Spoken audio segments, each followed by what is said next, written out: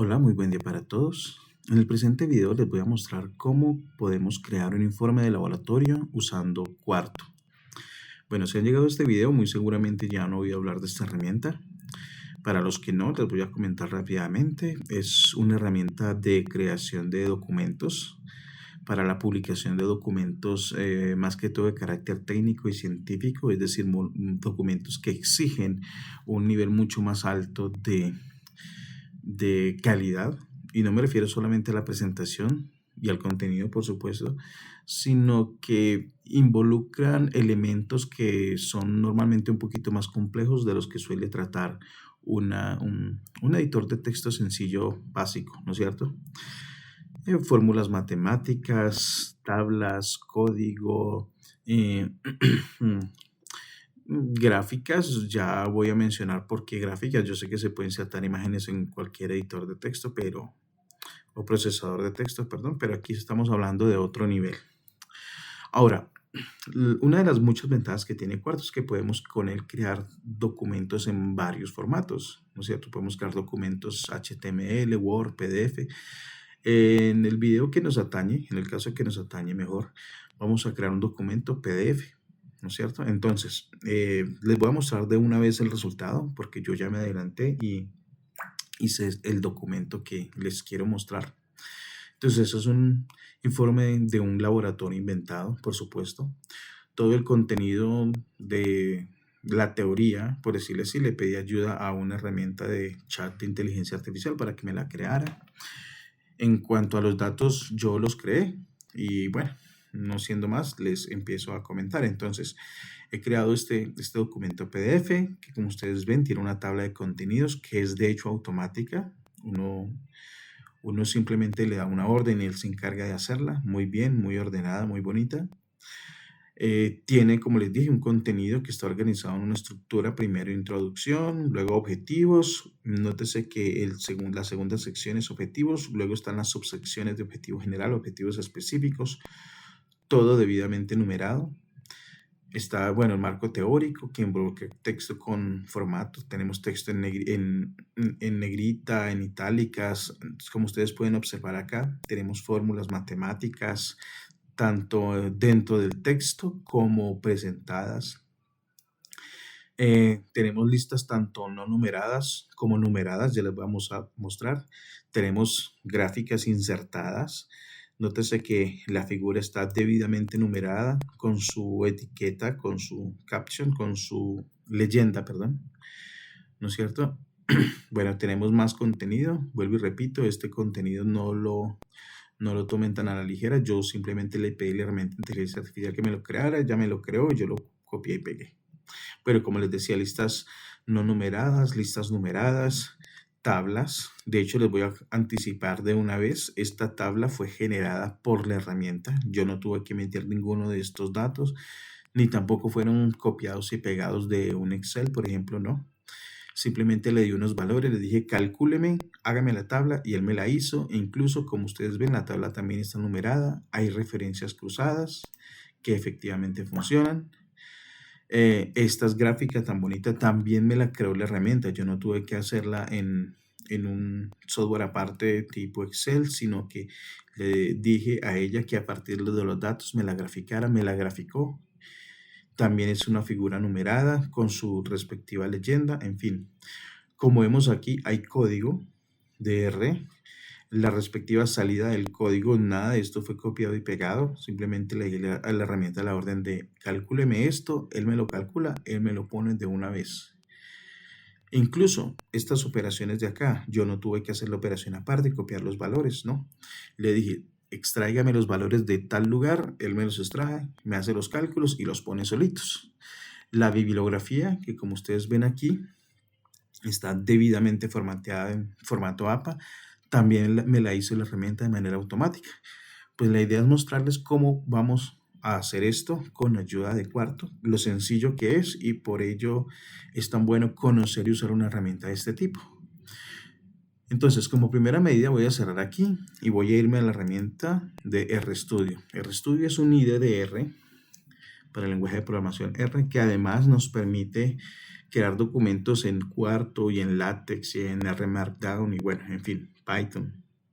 Muchos lenguajes y formatos. Pero entonces, pues como les dije, vamos a usar es Quarto. Para crear un documento de Quarto, lo primero que tenemos que hacer es irnos acá a Archivo y decirle Archivo Nuevo y damos clic aquí donde dice Documento de Quarto. También se puede hacer aquí con el icono de Archivo Nuevo, doy clic y me sale la misma lista de arriba. Entonces voy a decirle Documento de Quarto. Si es la primera vez que usan Quarto, muy seguramente les va a decir bueno, para poder ejecutar Quarto necesitamos que se instalen ciertos paquetes, ciertas librerías de R. ¿Las quiere instalar? Obviamente le vamos a decir que sí y cuando las instale ya nos sale esta ventana. Aquí podemos especificar el tipo de documento que vamos a hacer. Si de una vez queremos insertar el título, autor, vamos a especificar el formato a usar, HTML, PDF, Word, el motor de compilación, Needle o Jupyter, vamos a utilizar Needle. Y aquí hay una pestaña de verificación, una casilla de verificación, perdón, que nos dice si queremos utilizar el editor visual o el editor tipo texto o fuente. Voy a dejar los parámetros quieticos, salvo por este, porque me interesa que el documento que vamos a hacer es un PDF. Entonces le voy a decir crear. Y se me está creando. Ahora, este editor es visual, como anticipamos ahorita en la ventana que me salió hace un momento. Y sé que es visual porque aparecen un montón de opciones que me facilitan la escritura enormemente, ¿no es cierto? Entonces, yo puedo especificar qué tipo de texto es. ¿Es texto normal o es un encabezado? Si yo voy a insertar una lista, voy a darle clic aquí, Enter, una lista, entonces, etcétera, como lo haríamos en un Word, por ejemplo, en un procesador tipo Word, o si es una lista numerada, si vamos a insertar un hipervínculo, una imagen, vamos a especificar detalles del formato del texto, como si es en negrita, itálica, subrayado o es un código, bueno, en fin, ya ustedes anticipan. Si vamos a insertar un bloque YAML, ya les voy a decir qué es eso, un bloque ejecutable, una tabla, una figura, un hipervínculo, etcétera, etcétera, etcétera. Y si vamos a trabajar con alguna tabla, entonces algunos elementos claves como insertar fila, insertar columna, etc. Bueno, entonces, antes que nada quiero que se den cuenta de una cosa. Un documento de Quarto está dividido en dos grandes partes. Bueno, la primera, bueno, aunque ese grandes me refiero a la importancia más que al tamaño, ¿sí? Por supuesto pueden llegar a ser grandes, pero también pueden ser bastante pequeños. Entonces, este primer bloque, esta primera parte se llama el YAML. ¿Listo? Si alguno de ustedes ha trabajado con LaTeX, deben saber que uno, antes de iniciar como tal el contenido del documento, le va a dar una serie de indicaciones y órdenes al LaTeX para que sepa cómo lidiar con el documento. O sea, qué tipo de documento es, qué paquetes voy a usar y se necesitan, por tanto, qué características va a tener el documento, como por ejemplo la margen, interlineados, cosas así. Por supuesto, él ya carga con unos valores preestablecidos, pero pues la idea es que esos valores preestablecidos no tienen que ser obligatorios, se pueden modificar al gusto o necesidad del usuario. Entonces, bien, el YAML tiene esa tarea. En el YAML especificamos algunos datos importantes como título, subtítulo si lo tiene, autor, en este caso el formato del documento, si yo quiero especificar márgenes, se las especifico acá, el idioma del documento y un montón de cosas más. La lista es bastante larga, ¿no es cierto? Si yo quiero cambiar de editor visual a fuente, a texto solamente, entonces simplemente puedo alternar entre estos dos botones de aquí. Voy a cambiar la fuente para que ustedes lo vean de esta manera, que honestamente a mí me gusta más, y si ustedes empiezan a usar Quarto se darán cuenta que es como mejor. Ahora, hay muchas cosas que se pueden agregar aquí. Si yo doy clic en la letra A y presiono tabulador, me salen un montón de opciones que se pueden meter aquí. Y estas son las que inician con la letra A. Algo similar con la B, algo similar con la C, bueno, etcétera, etcétera, etcétera. Porque como ustedes imaginarán, esto implica todos los comandos que me permiten a mí modificar el documento a nivel general ¿no es cierto? Y las opciones son muchísimas. Por supuesto, no nos vamos a complicar bastante. No nos vamos a meter en tan profundo en esto. Tampoco es que vayamos a examinar uno por uno todos los cientos de opciones que existen. No.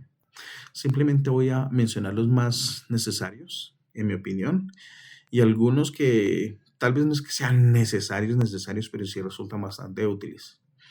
Entonces, antes que nada, voy a guardar este documento, aunque no es el que voy a usar, voy a mostrarles el que ya hice, pero, pero quiero mostrarles algunas cositas, voy a guardarlo en el escritorio. Entonces voy a ponerle mi archivo ZZZ, guardar, y para compilar el documento simplemente le digo aquí, render. Ahora, hay que esperar a que compile el documento, ¿no es cierto? Está utilizando como herramienta de compilación LaTeX. Eso se puede cambiar ya y lo vamos a hacer. Y una vez se compile el documento, por cierto, los archivos de cuarto son con extensión o tienen por extensión QMD. Y aquí está mi documento, zzz.pdf. Si yo lo abro, me sale esto, un title, cuarto. Estas son las secciones que están aquí en esta plantilla que me genera de manera automática RStudio. Por supuesto, esto no lo necesitamos, lo vamos a borrar para hacer nuestro documento en cuestión. Pero miren que básicamente hay algunas ideas básicas que podemos ir resaltando de antemano. Para establecer la estructura del documento utilizamos almohadilla. Entonces, una sola almohadilla, ¿sí? Creo que así lo llaman, o símbolo numeral, es para los títulos de primer nivel. 2 para los de segundo nivel, 3 para los de tercer nivel, así sucesivamente. Entonces yo puedo crear una estructura con introducción, luego dentro de la introducción haber ciertos elementos, dentro de esos elementos otros, porque yo aquí puedo meter una de tercer nivel, una sería subsección, etcétera, etcétera, y puedo crear elementos automáticos. Por ejemplo, yo les decía, tabla de contenido quiero que se me cree, entonces simplemente le indico toc, ese sería el comando para tabla de contenido, y le digo true, y ya con esto me la va a generar. Si quiero ponerle un autor, entonces el comando es simplemente autor, y entre comillas le pongo el nombre del autor. Entonces el autor va a ser, no sé, vamos a poner Homero Simpson. Y si yo compilo, pues obviamente estos cambios se van a ver reflejados en mi... Ups, me marcó un error y eso es porque se me olvidó cerrar este archivo. Por supuesto, para poder reemplazarlo necesita quitarlo para poner el nuevo, y eso en Windows no se puede hacer. En Linux sí, no hay problema. Al menos Manjaro no hay problema, que es el que uso también a veces. Pero bueno, entonces quiero que observen los cambios que se surgen con esos pequeños cambios que hice. Entonces ya aparece el autor en el formato debido y aparece la tabla de contenido. Nótese que está debidamente organizada y lo único que tuvimos que hacer fue simplemente ingresarle la orden toc, dos puntos y true, porque este es el código que se utiliza en el YAML. No es difícil de aprender, no es difícil de entender. Ahorita vamos a profundizar un poquito más en ello, pero vuelvo e insisto, la idea es que comprendamos el esquema general de funcionamiento, de cómo trabaja esta herramienta. Ahora, para no seguir aquí, sino irnos ya a nuestro documento de interés, el informe de laboratorio, entonces les voy a mostrar el archivo que hice yo acá. Entonces, de aquí, el YAML inicia con estos 3 guiones y termina con estos 3 guiones. Cualquier otros 3 guiones aparte, después él ya los va a interpretar como una línea horizontal, como la que les mostré justo aquí. ¿No es cierto? Que en este caso lo estoy usando para ayudarme a separar y se entienda mejor la diferencia entre el índice y ya el resto del contenido. Ahora, volvamos acá. Con respecto al YAML, voy a dejarlo para explicarlo a lo último. Voy a explicarles todo esto que está por acá, a grosso modo, que es el contenido del documento como tal, y les muestro. Como primera medida, yo inserté este elemento de acá. Esto que está aquí se conoce como un chunk.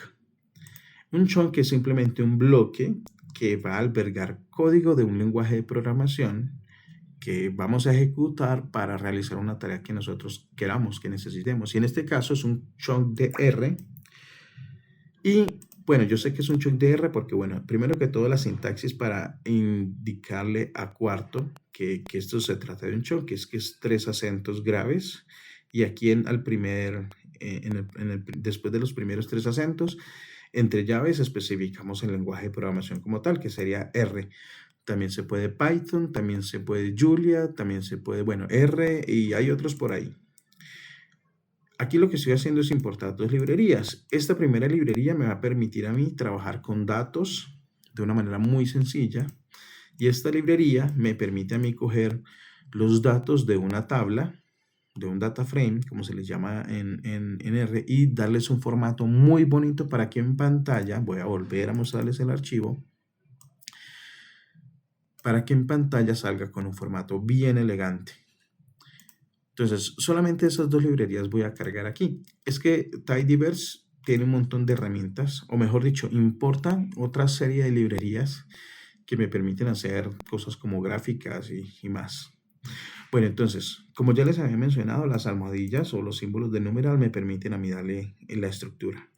Si yo necesito ingresar una fórmula matemática, hago lo mismo que haría con LaTeX. Es decir, la pongo entre símbolo dólar, si es una fórmula dentro del texto, o la pongo con doble signo de dólar, por ejemplo aquí, si se trata de una fórmula que va a ir resaltada. Y es más, si ustedes observan acá, nosotros estamos viendo que el editor RStudio nos da una previsualización de la fórmula y con ello sabemos si la fórmula nos está quedando bien o no. Entonces, por ejemplo, para que ustedes vean más alfa menos, bueno, menos, pongámosle aquí beta al cuadrado.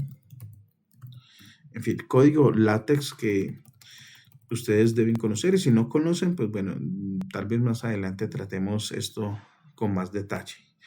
Entonces, aquí tenemos una fórmula resaltada. Aquí ya empezamos a tener una lista. Miren que esta lista simple y llanamente le ponemos guiones. Un guión, o también si quisiera, yo podría ponerle un símbolo de asterisco, o si yo quisiera también podría ponerle un signo más. El hecho es que cuarto va a interpretar esto como una lista y le va a dar el formato. Bueno, yo creo que para explicar esos detallitos mejor dejo abierto este documento. Creo que vamos por acá. Es este mismo de aquí. Él sabe que con ello le estamos indicando una lista no numerada. Él la interpreta y le da el formato correspondiente. Si yo quisiera que un texto me quedara en itálicas, yo simplemente cierro el texto entre asteriscos, asterisco simple. Y es esto que está aquí. Él lo entiende y de una vez sabe que lo que tiene que hacer es poner el texto, la porción de ese texto en itálicas. Si yo lo quisiera en negrita, simplemente, vamos a ver por aquí tiene que haber, lo pongo entre dos símbolos de asterisco. Y voy a ir acá, periodo. Mírenlo, es esta palabra que está aquí. Yo la marqué entre doble asterisco y ella sabe, cuarto sabe que eso es para que, o yo quiero que me lo presente en negrita en el documento y así lo hace. Alternativamente, si yo quisiera, podría en vez de ponerle doble asterisco, ponerle doble signo de guión bajo y él igual lo va a interpretar como que yo lo que estoy buscando es texto en negrita. Algo similar ocurre con el texto en itálica. Si a mí no me gusta, por la razón que sea, usar asterisco, yo le puedo simplemente poner guión bajo, pero guión bajo sencillo, uno nomás, al comienzo y al final. Y ya él lo interpreta debidamente. Ahora, vamos por acá. Esto ya lo habíamos mencionado, Esto que está aquí ya sería un chunk, pero para insertar una imagen. Voy a saltarme acá porque yo quiero, ya que empecé a hablar de las listas, voy a hablarles de las listas numeradas. Aquí tenemos otro ejemplo de lista no numerada, pero aquí ya empiezan las listas numeradas. Entonces, nótese que para que cuarto entienda que yo lo que quiero es poner una lista en mi documento, simplemente pongo 1 punto, obviamente el debido espacio y empiezo a escribir luego 2 puntos y él entiende automáticamente que yo lo que quiero es una lista. Y miren que así lo hace. Estamos en este caso por aquí. Nótese que la lista está debidamente formateada como una lista numerada. ¿Y qué pasaría si yo quisiera una lista un poco más compleja? Por ejemplo, que mezclara números e ítems no numerados. O que ambos fueran números pero de doble nivel. Por ejemplo, 1 punto y aquí A, B, C, etcétera. Pues sencillo, yo puedo hacer lo siguiente. Digamos, yo puedo poner, no sé, por ejemplo, 1, mamíferos. 2, pongámosle reptiles. 3, peces. Pero entre mamíferos yo quiero poner a, entonces, por cierto, le ponemos 4 espacios. Esa es la indentación para estos casos. Y aquí le ponemos, digamos, perros, no sé, felinos, qué sé yo. Y él va a entender perfectamente de que esta es una estructura de lista y que tiene que ir con 2 niveles. En este caso, van a ser ambos numerados, el primero con números, el segundo con letras A, B, etcétera. Y que de hecho, si yo quisiera incluso mezclar, yo también podría poner aquí guión y podría poner aquí guión y él perfectamente lo va a interpretar, así como ustedes lo están viendo en pantalla. Él se va a encargar del formato y lo va a tratar debidamente cuando compile el documento. Ahora, vamos a ir a eso de la imagen que les comenté. Aquí yo voy a insertar una imagen. Esta es una de las fórmulas que existen, de las formas, perdón, que existen para insertar imágenes. Yo prefiero hacerlo de esta manera, porque de hecho si yo quiero complicar la cosa insertando varias imágenes a la vez y además, ¿cómo decirlo?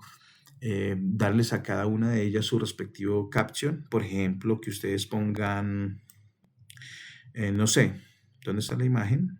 Por acá. Figura 1, y entonces en realidad la figura 1 sean 3 imágenes, que hayan 3 subfiguras, A, B y C, y aquí cada subfigura. Entonces, si yo quiero hacer cosas más complicadas, esta sería la manera. ¿Listo? Entonces, por eso yo prefiero, aunque existen otras opciones, de hecho voy a permitirme ir aquí a este documento y voy a decirle, por ejemplo, acá, voy a volver al editor visual. Aquí es donde aparece el botón para insertar imágenes. Voy a buscar la imagen. Por aquí yo tengo algunas. Bueno, voy a insertar esa misma, péndulo simple. Caption es el título. Y entonces yo le pongo aquí un péndulo simple. Listo. Aquí más atributos para configurar, avanzado. Por cierto, algunos atributos y algunas funciones de acá hay que tener en cuenta de que solo van a funcionar en PDF, otras solamente van a funcionar en HTML, otras solamente van a funcionar en Word, pues porque cada formato tiene características propias, ¿no es cierto? Hay algunas que sí van a funcionar en todos, por supuesto, pero pues hay que tener claridad que ante todo hay que saber que cada formato es distinto y algunas órdenes no van a ser generales para todo el mundo. Entonces, voy a decirle simplemente OK y se insertó la imagen. Aquí hay algunas opciones adicionales para configurar, pero bueno, listo. Entonces, lo que me interesa mostrarles ahorita es que otra forma posible para insertar imágenes, la metí donde no era, no hay problema, es esta orden, ¿no es cierto? De aquí. Ese es código Markdown. Bueno, pero acá, como ustedes notarán, hay otra forma de hacerlo, ¿no es cierto? Con un poquito más de código, pero que a largo plazo me va a permitir mayor personalización. Si yo quiero hacer más, cambiar más cosas y yo quiero hacer algo más complejo, ¿no es cierto? En este caso, en el chunk, yo agrego unos parámetros concretos para el chunk, ¿no es cierto? Entonces, figcap sería el caption de la figura, o sea, el nombre que va a aparecer aquí. Péndulo simple, esquema de fuerzas, fuente Wikipedia Commons. La alineación de la figura, si yo quiero que vaya al centro, a la izquierda o a la derecha.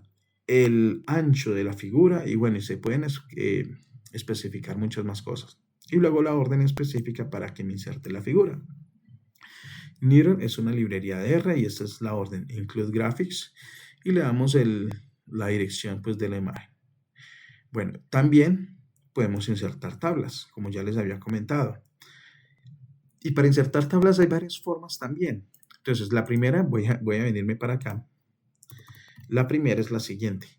Yo voy a venir otra vez al editor visual. No me gusta mucho trabajar con él, pero reconozco que en este caso puede resultar un poquito más cómodo.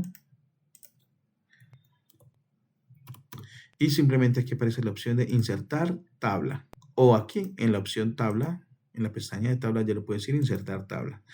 Especifico el número de filas, el número de columnas, el caption, o sea, el título que va a tener la tabla. Bueno, me vengo para acá.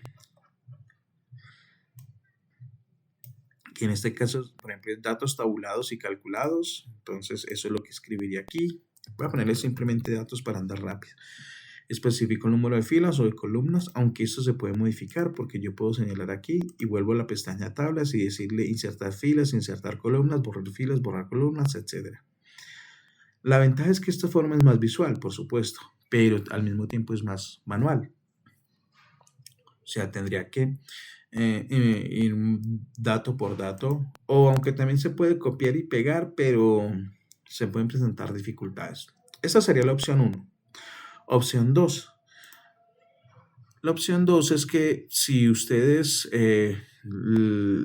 porque, a ver, voy a volver al formato de fuente, source, texto. Si ustedes no quieren lidiar con este tipo de códigos e ir más a la fija, pues resulta que en internet hay una página excelente que se llama www.tablesgenerator.com, en donde usted puede crear tablas en código látex, HTML, texto, Markdown, MediaWiki. Listo. Entonces, sería una tabla de Markdown que, como ustedes pueden ver, es el mismo formato que aparece acá.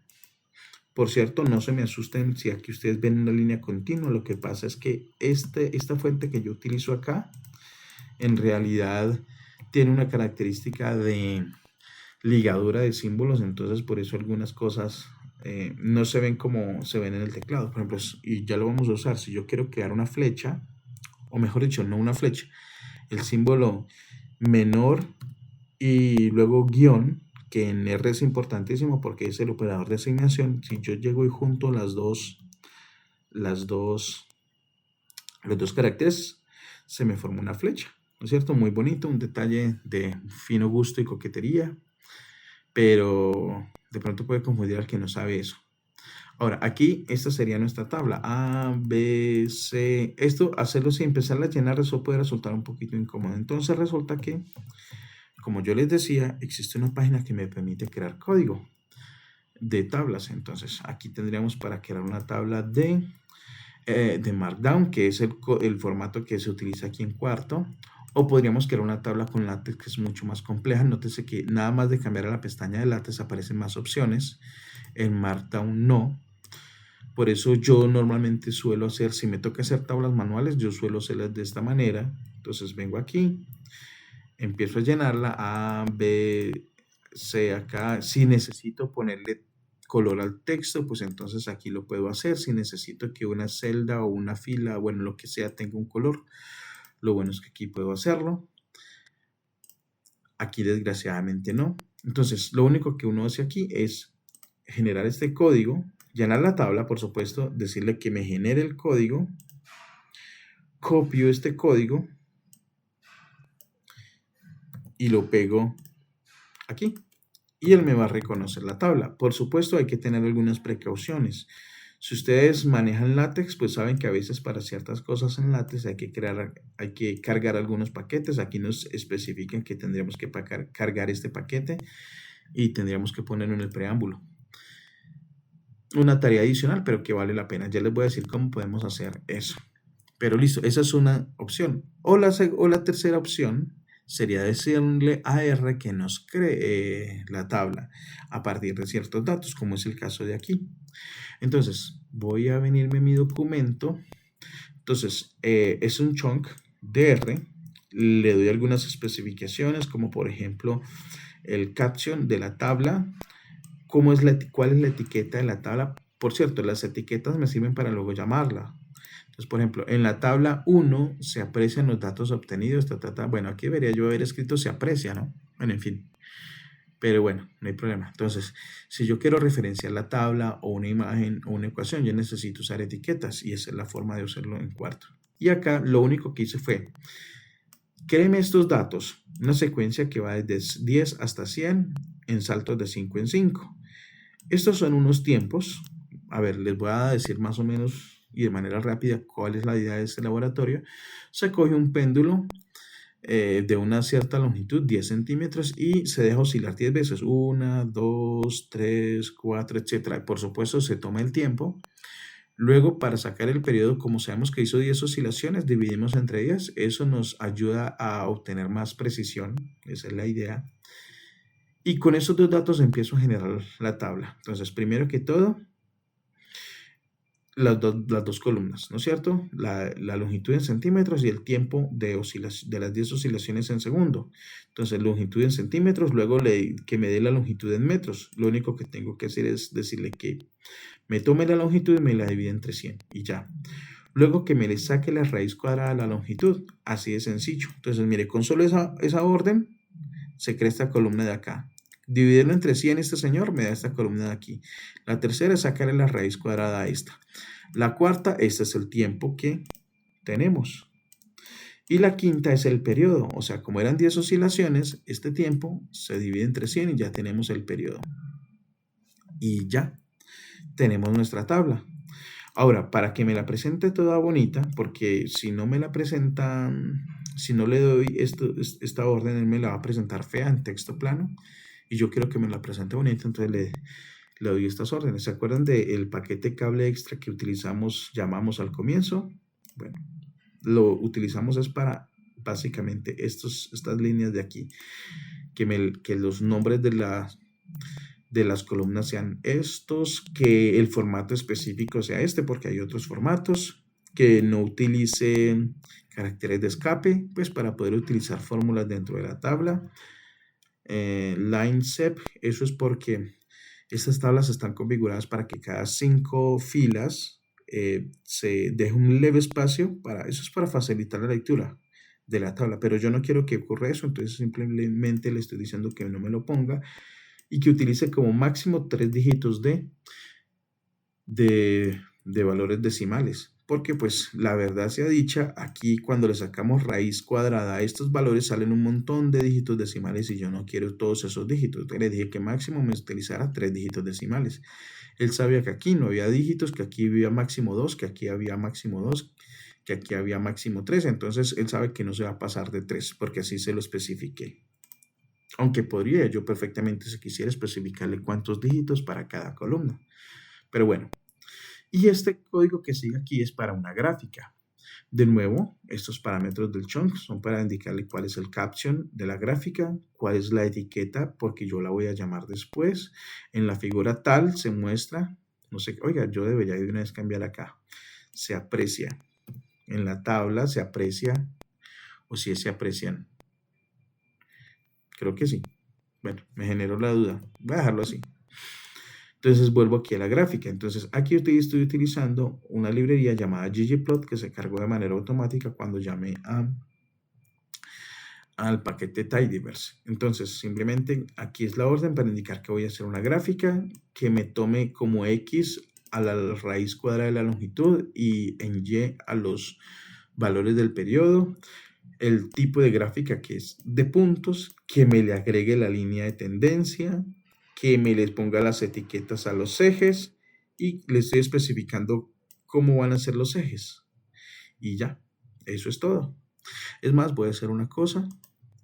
Voy a decirle aquí a R que me calcule todos los chunks, que me ejecute todos los chunks de antes. Voy a ejecutar aquí y miren que la gráfica va a aparecer acá. Si yo no pusiera, por ejemplo, voy a comentar esta línea que es la que me especifica la escala X, él me escoge una escala X apropiada, ¿no es cierto? Para los datos que estoy manejando aquí y lo mismo para Y, pero yo quisiera que la gráfica vaya desde el 0, 0, entonces por eso aquí le especifique esos detalles.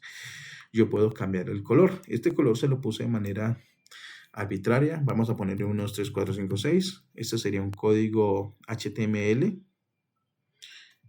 y vuelvo y ejecuto y entonces sale ese color de ahorita, pero no me gustó, entonces voy a dejar el que tenía. Lo saqué al azar y me gustó, en fin. Entonces ahí tenemos la gráfica. Por cierto, existe, si a usted no le gusta este estilo, existen temas. Hay una librería que se llama Gigi Themes y yo puedo especificarle varios temas. Por ejemplo, el de la revista The Economist.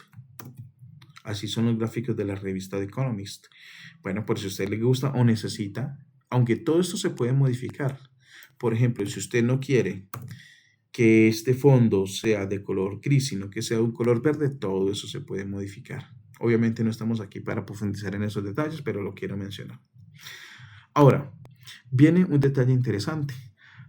Ahora, el análisis de regresión entregado por R nos entrega lo siguiente, porque vamos a determinar cuál es la línea de tendencia de estos puntos. Entonces, esto ya es un chunk y acá yo le especifiqué echo true para que él me lo muestre dentro del texto y me guarde el modelo de regresión dentro de la variable model y luego me lo entregue. Entonces voy a ejecutarlo y este es el mismo, esto es lo mismo que me aparece por aquí.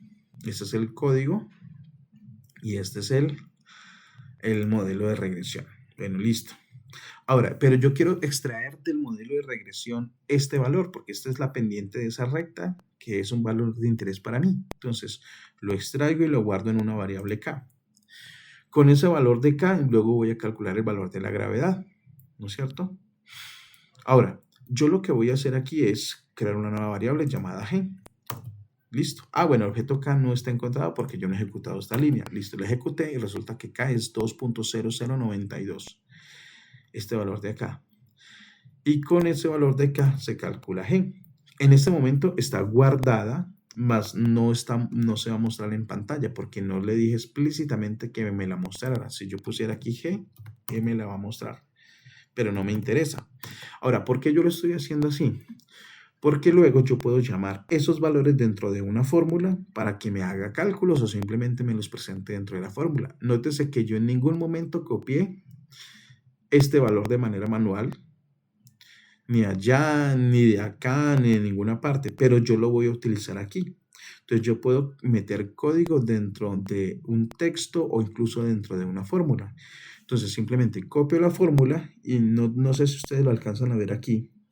Este pedacito es un mini bloque de código que lo que va a hacer es simplemente meterme el valor de K. Y aquí me va a meter el valor de G. Entonces lo bueno es que yo no tengo que preocuparme por manipular manualmente valores, copiar o pegar o incluso digitar, porque eso me puede a mí llevar incluso hasta errores de digitación. Puedo también hacer cálculos, lo mismo de acá, puedo meter esta fórmula y al final me está metiendo el valor del error relativo. Acá, por cierto, yo puedo, miren que aquí tenemos un chunk, pero este chunk es especial, porque este chunk tienes código de látex, igual text. Entonces tiene código de látex, esa es una fórmula alineada, muy bonita, que es esta de acá. ¿Dónde está? Es esta de aquí. Y este valor de acá y este valor de acá, yo no los metí dentro de la fórmula. Simplemente le di la orden a R que me los cargara de otro lado, ¿no es cierto? Porque yo ya los tenía guardados y los pusiera ahí. Entonces, todo eso, esas labores básicamente luego se hace de manera automática. Y ustedes dirán, pero bueno, es mucha tarea para simplemente algo que con un copiar y pegar se resuelve. Es verdad, pero ya les voy a mostrar una serie de ventajas interesantes. Ahora, conclusiones y bibliografía. Miren que aquí no aparece nada de bibliografía y sin embargo aquí en el documento sí. Ya les voy a mostrar esa bibliografía. Bueno, pero ¿por qué me interesa mostrarles que eso se puede hacer? Porque voy a hacer una cosa, voy a cambiar algunos valores de aquí. Voy a cambiar este 10 por un 12, este 16 por un 11, este 16 de acá por un 19, este 19 por un 22. Bueno, en fin, ¿qué pasaría si yo ejecuto esta línea? Ups. Bueno, hay una cosa rara que me ha pasado últimamente y es que hay un problema con BSLib que no me permite mostrar las tablas acá, pero no importa, se ejecutó. Entonces voy a rehacer la gráfica y miren que aquí ya aparecen estos puntos más locos. El hecho de que estos puntos locos hayan cambiado hacen que aquí el modelo cambie un poquito, ¿no es cierto? Bueno, no cambió mucho, pero ya ahí empiezan a notarse algunas cositas. El coeficiente ya cambió un tris. Esto también tuvo que haber cambiado. Mira, ahorita la gravedad vale 9,56 con esos cambios ahí de valor. ¿Sí? Entonces, ¿qué pasaría si de pronto yo me doy cuenta de que hice mal, anoté mal algunos valores o de pronto por alguna razón cuando se hicieron las mediciones en el laboratorio se hicieron mal y luego, me tocó repetir el laboratorio, me toca rehacer las tablas, me toca rehacer todo, ¿no? Todo eso se vuelve de manera automática. Voy a compilar el documento y miren que prácticamente no tuve que cambiarle nada. Simplemente corregí los valores y todos los cálculos, las gráficas, las tablas se rehicieron solitas. A ver, pueden irme para acá. Esto obviamente a ojo va a ser difícil de darnos cuenta, pero el cambio evidente se nota aquí, por ejemplo, en la gráfica, ¿no es cierto? La gráfica con los nuevos valores se hizo. Estos valores todos fueron recalculados. Esto, miren, ¿se acuerdan lo que yo les dije? Aquí ya aparece el valor de la gravedad 9.56, el error es 2.62. Todo esto cambió. Bueno, obviamente acá tendríamos muy posiblemente que cambiar un poquito estas conclusiones, ¿no es cierto? Porque acá en las conclusiones sí mencionó el 0.3, pero incluso yo puedo automatizar para que ese valor cambie acá y que incluso acá se produzca un texto acorde a este valor obtenido aquí. Entonces yo le puedo poner condicionales. Si el valor de aquí es menor que 2, ponga tal texto. Si el valor de aquí está entre 2 y 10, ponga tal texto. Si el valor de aquí es mayor que 10, ponga tal otro texto. Y hasta ese nivel de automatización podemos llegar. Por supuesto, requeriría algo de programación. No es difícil. Tampoco voy a profundizar en este video para allá, pero quiero mostrarles las ventajas de tener una herramienta como esta. Y ahora sí, nos vamos a ir al YAML y les voy a mostrar más cositas. Bueno, por cierto, me provoca, voy a hacer esos valores, cambiar esos valores de aquí para tener el documento como lo tenía originalmente. Y voy a cerrar acá.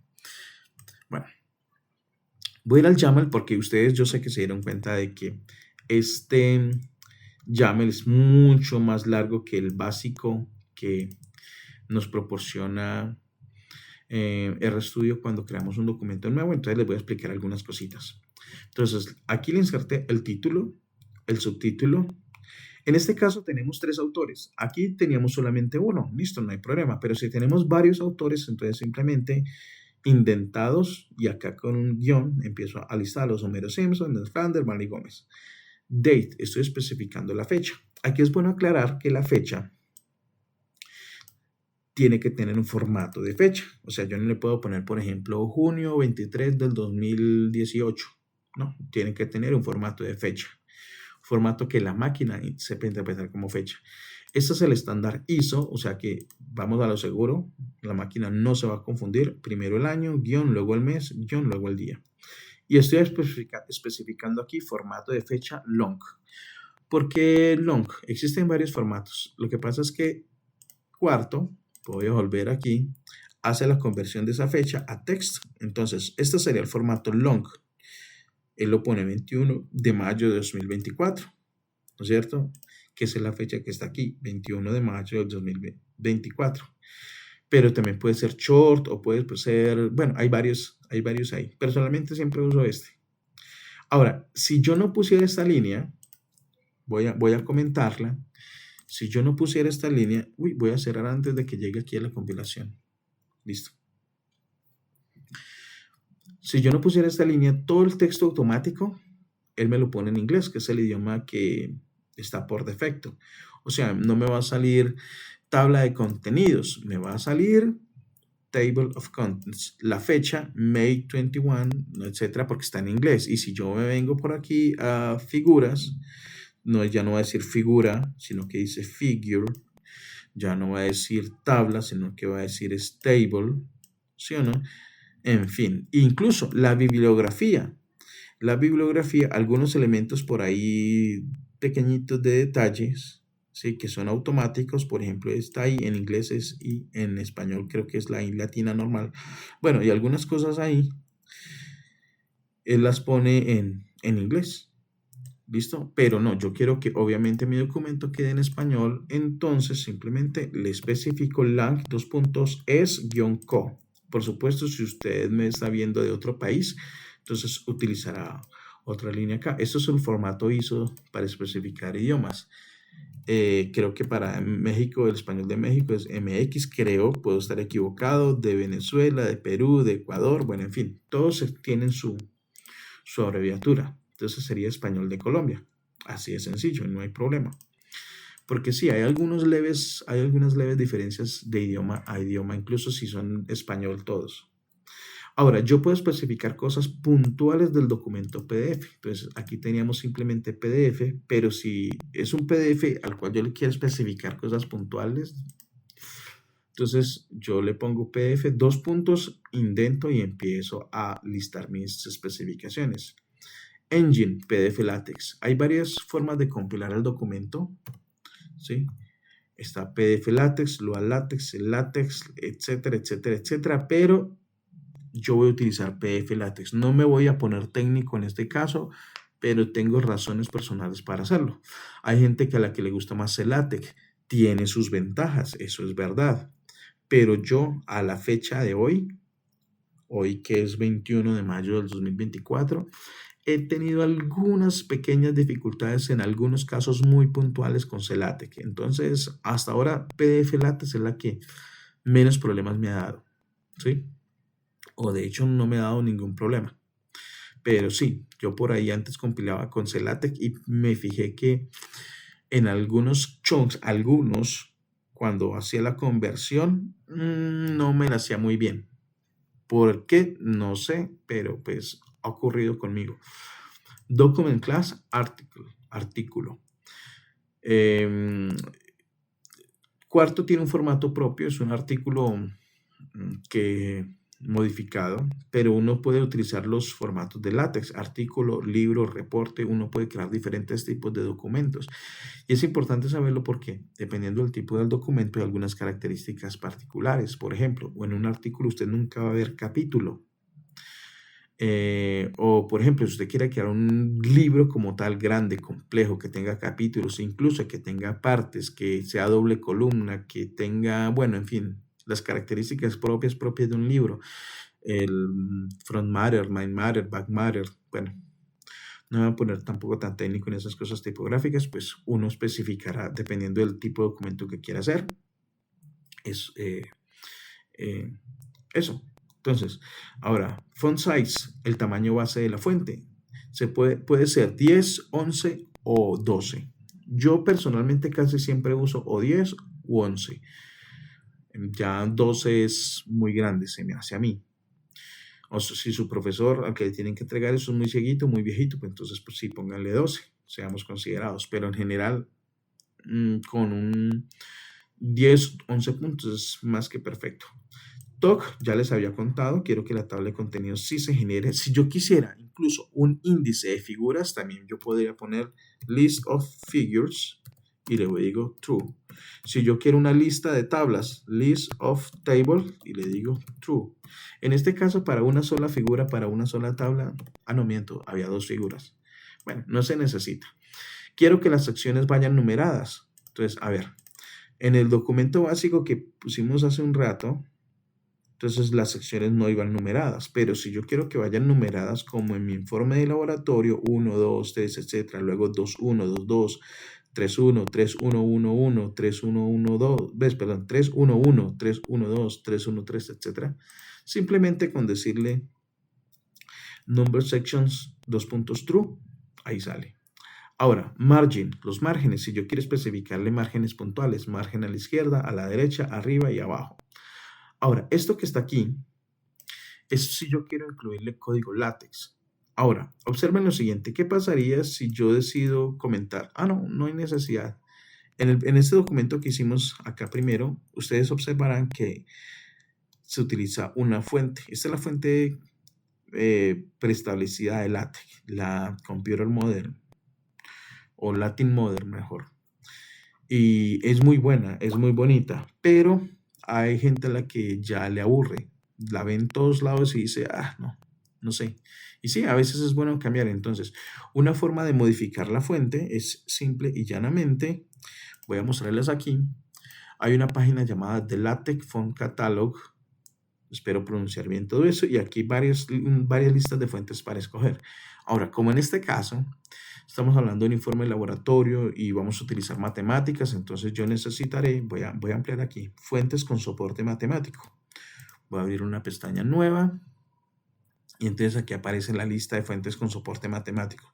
De hecho, les voy a ser honestos, existen incluso algunas más por ahí que no están listadas acá. Creo, por ahí alguna vez me pareció haber visto unas fuentes, pero bueno, en fin. Entonces, uno puede, si uno dice, bueno, resulta que yo quiero utilizar la Courier Light, es una fuente que a mí personalmente me parece bonita. Entonces, y tiene soporte matemático. Entonces, yo lo único que tengo que hacer es, aquí dice uso, copio estas dos líneas de acá, las pego, voy a hacerlo aquí. Vamos a hacer esa tarea. PDF, doble espacio para que quede indentado, 2 puntos, indentado con doble espacio, include in header. Entonces se puede incluir texto o se pueden incluir incluso archivos. Entonces, eso sería lo que yo quiero meterle. Bueno, y este también tendría que indentarlo, ¿no? A ver. Aquí creo que... ¿Por qué me está poniendo error? Creo que el problema era de indentación, pero no ya. Ups.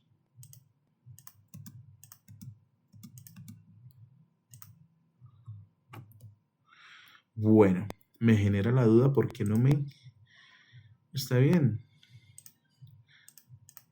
Bueno, en fin. Voy a intentar compilarlo a ver qué pasa. Invalid jam. Es que es text, bien bobo yo. El error mío fue que escribí mal. Yo dije, no, pero está bien indentado.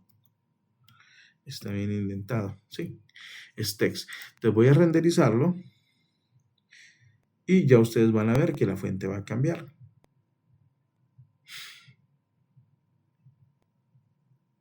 Y aquí aparece un error.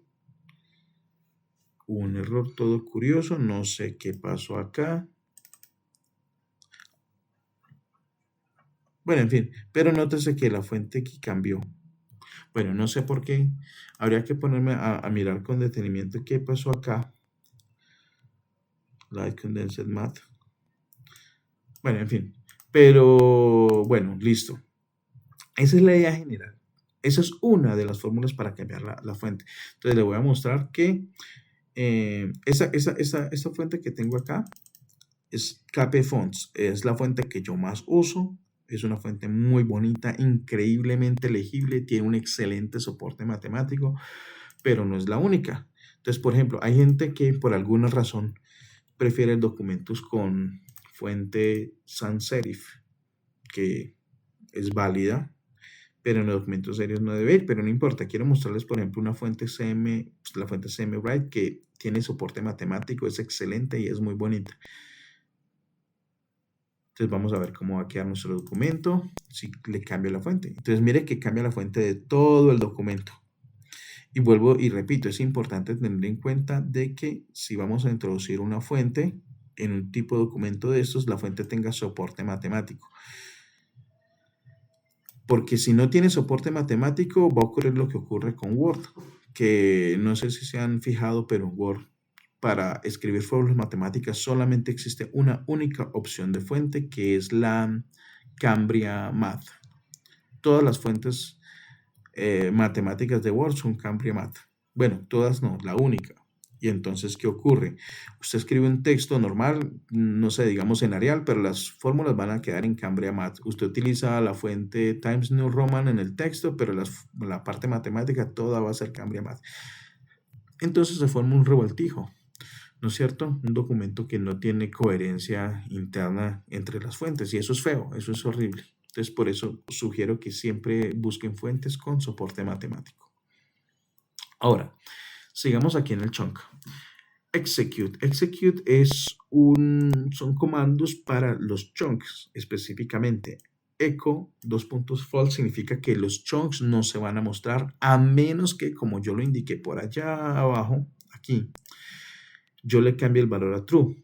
Para este chunk específicamente, este código sí se va a mostrar. Y es el código que se mostraba aquí, este código de acá. Pero los demás códigos, porque recuerden, esta tabla fue generada con código. Inicialmente yo había puesto un código para cargar las librerías. Ninguno de esos chunks aparece, ni posteriores, como por ejemplo el que utilicé para crear esta gráfica. ¿No es cierto? Entonces, si yo no quiero que los chunks se muestren por defecto, entonces simplemente le pongo, ¿qué? ¿Dónde está? Se me perdió. Acá, equal false warning. Es porque a veces al cargar librerías se me generan, o al ejecutar algunas funciones se me generan advertencias. Si yo no quiero que estas advertencias queden impresas en el documento, pues simplemente le pongo warning false y ya. Y hay muchos más, ups, se me perdió otra vez. Hay muchos más comandos acá. Bibliografía. Bueno, aquí viene una cosa interesantísima. Vamos a crear una bibliografía. Es una tarea que para muchos es horrible, pero les voy a mostrar que con Quarto es increíblemente fácil. Ahora, voy a insertar un nuevo libro acá. Entonces, voy a hacer esto. Voy a venir acá y digamos que utilicemos un libro famoso de física. A ver, ¿qué libro famoso de física? Voy a ponerle física de Tipler. Tipler Mosca. Creo que eso es. Listo. Este es el famoso libro de Tipler Mosca. Ahora, yo quiero meterlo dentro de la bibliografía. ¿Qué puedo hacer? Vamos a hacer una trampa bien interesante. Existe una herramienta, software llamado Zotero. Y es software libre, o sea, es totalmente gratuito. Es excelente. Entonces, aquí está la bibliografía que yo utilicé para el documento de acá. Ahora, supongamos que, bueno, yo instalo Zotero. Bueno, aquí yo ya tenía la página de la herramienta. Descargo Zotero, entonces descargo para instalar en Windows, porque en este caso pues, estoy utilizando Windows, y acá aparece Zotero Connector. Dependiendo del navegador, aquí así mismo va a aparecer acá. Si usted utiliza Mozilla, entonces aquí le aparece Mozilla, Firefox, bueno, en fin. Instala el conector, que simplemente instala un plugin, que aquí lo tengo. Y si, por ejemplo, yo necesito la bibliografía del libro de Tipler Mosca, puedo hacer dos cosas. La que yo uso es casi siempre esta misma, ¿no es cierto? Entonces voy a poner de Tipler Mosca y aquí le pongo Amazon. Amazon. Tipler Mosca física. ¿Por qué yo pongo Amazon? Porque resulta que, entonces voy a poner mecánica 1. Listo. Porque resulta que normalmente, no digo siempre, pero normalmente los que cargan las páginas de esto en la metadata de los libros y otras cosas ponen algunos elementos que a nosotros nos interesan. Entonces yo voy a hacer esto. Doy clic aquí y doy clic aquí en Zotero Conector. Por cierto, en otros navegadores aparecerá simplemente acá y ya. Pero bueno, así aparece en este navegador Opera. Entonces, Zotero Connector. Quiero que noten que acá aparecen solamente 3 referencias. La primera, que es la de física de Wilson Buffalo, esta física de ciencias e ingenierías, que es la de Serway. Este es un artículo. Lo que voy a hacer se puede hacer con muchas cosas. Pero en general, bueno, listo. Entonces, yo porque soy flojo y entonces quiero hacer esto más fácil. Entonces, extensiones acá, Zotero Connector. Y al darle clic, él examina la página y sabe que tiene información de un libro. Si esto fuera, por ejemplo, de Cielo, de esas páginas de artículos científicos, o la página de Springer y todo eso, entonces él reconoce que es información de un libro o de un artículo, bueno. Y entonces acá yo vengo para aquí y dice, física para la ciencia y la tecnología, volumen 1, mecánica, oscilaciones y ondas. Bueno, desgraciadamente aquí el autor, el que cargó la página, no supo meter esto, pero bueno, no importa. Entonces vamos a modificarlo, es importante que lo tengan en cuenta. Entonces vamos a ver, editorial, no lo pusieron, edición sexta. sexta edición, volumen 1, serie, número, si lo tiene. Aquí los autores están bien, apellido, nombre. Entonces hago simplemente esa revisión. El año es del 2010, muy bien.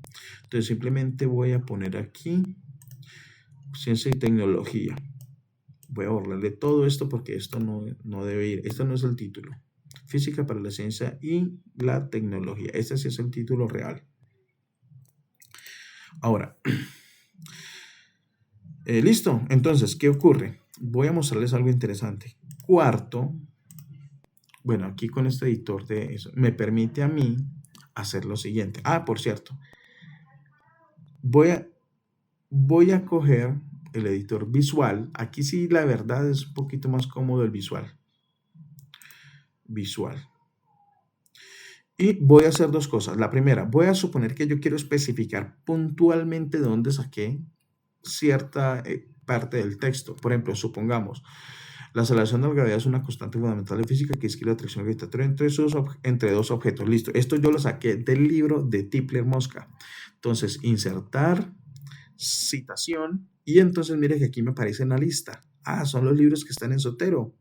Entonces yo le doy clic aquí y le digo insertar. Y de una vez va a añadirme esto a un archivo reference.viv. Él me lo crea de manera automática. Él me lo crea de manera, este que está acá.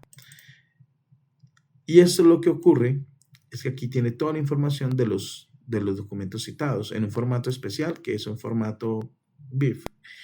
Listo, entonces voy a cerrar esto aquí.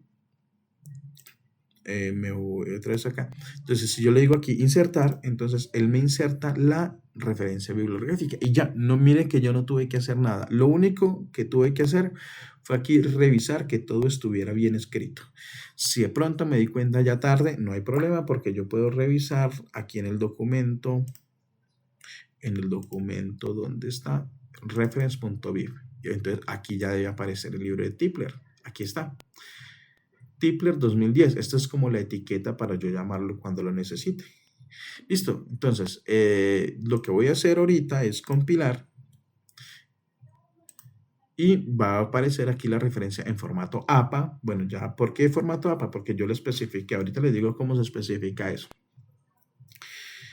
Y llama al archivo reference.viv. CS ya les explico. Bueno, en fin, ya les voy a contar qué significa esto. Bueno, voy a compilarlo. Sí, lo tengo cerrado.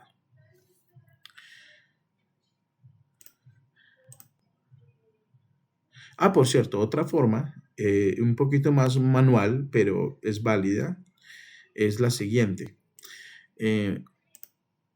Aquí voy a ir a Scholar Google, no lo tengo aquí entre las pestañas.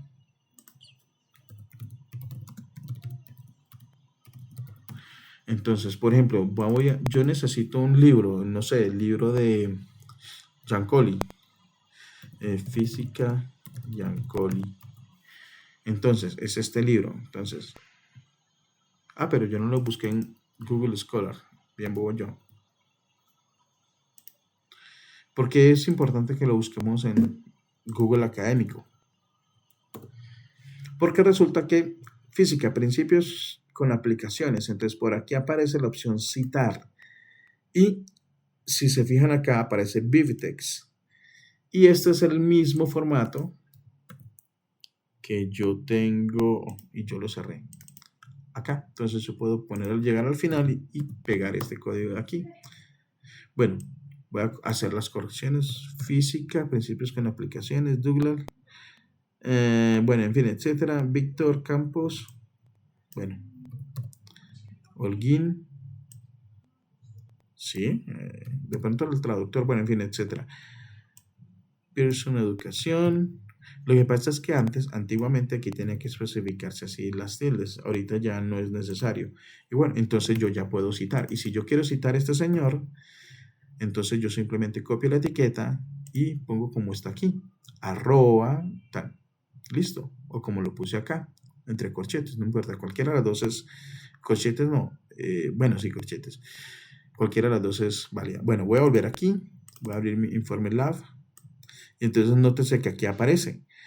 que describe la atracción gravitatoria entre dos objetos, entre paréntesis, Tipler y Mosca, 2010. Así como dice APA que tiene que hacerse y él en la bibliografía lo agrega. Mira, aquí apareció al final, Tipler, PA y Mosca G 2010, Física para la Ciencia, etcétera, etcétera, etcétera.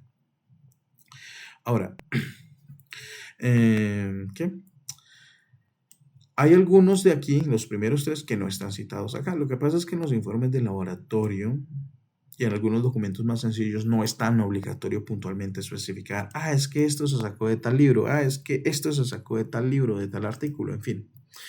Entonces, el truco más sencillo, si usted no quiere que salgan las citas bibliográficas, más no quiere que, que aparezcan puntualmente especificadas dentro del documento. Entonces usted le pone aquí al final, no cite, dos puntos, barra, y con comas usted separa las citas. ¿Cuál fue la que creé hace un momentico? La de Giancoli. Giancoli, listo. Entonces ahorita va a aparecer la de Giancoli también. Ahora, pero ¿cómo especifico que sea APA? Hay una forma súper fácil y súper buena. O sea, a menos que usted haya metido mal estos datos, porque puede ocurrir que usted no se fije y ocurra como hace un momento vimos, que el título estaba mal escrito o que los autores estén mal puestos. Bueno, en fin, a menos que usted se equivoque ahí, porque eso es como una calculadora, ¿no? Usted puede calcular, o mejor, usted quiere calcular 3 por 5, pero usted pone mal la operación y pone 3 por 8. La calculadora le hace bien el cálculo. El problema es que usted le metió mal los valores, ¿no es cierto? Lo mismo pasa acá. Si usted metió bien los datos, no se preocupe por la bibliografía. Ningún profesor le va a decir está mal hecho.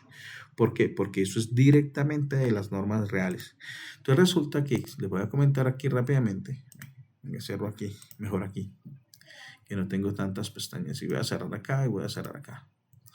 Resulta que existe un formato de archivo especial que es creado específicamente para las bibliografías. Por cierto, aquí yo tenía esta página por si no saben crear fórmulas de látex, pues bueno, no se puede ayudar por esto.